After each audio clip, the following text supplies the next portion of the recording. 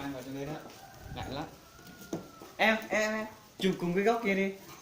Không, chụp cùng cái góc kia đi. Góc nào? Để. Không, Để. cái góc Để. Ừ.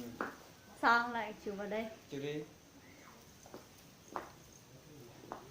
Chụp đi.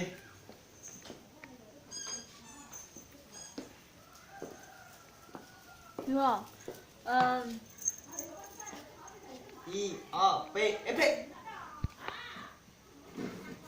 Đang quay phim. Mày điên. Bà ngu.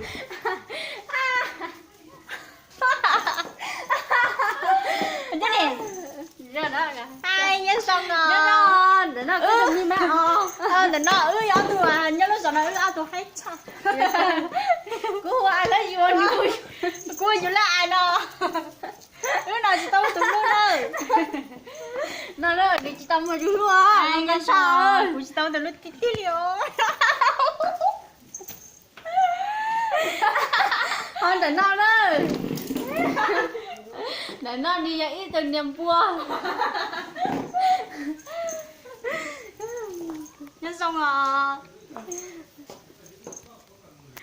Cho cô bỏ này ở trong này vào vui.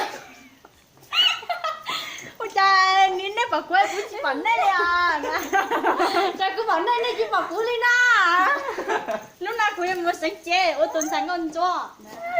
Bây giờ từ nãy ê rồi, cô em một đỡ đài mới vì hùa. Cô chỉ sợ. Hùa, tôi chỉ sợ nó nữa.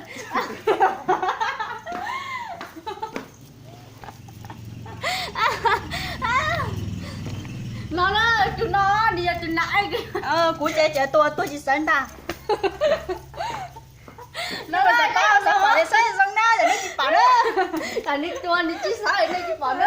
Nó có sao nó có sao họ từ nó từ kia coi bắt chắn nào. Từ nó từ giờ quay qua nào đó.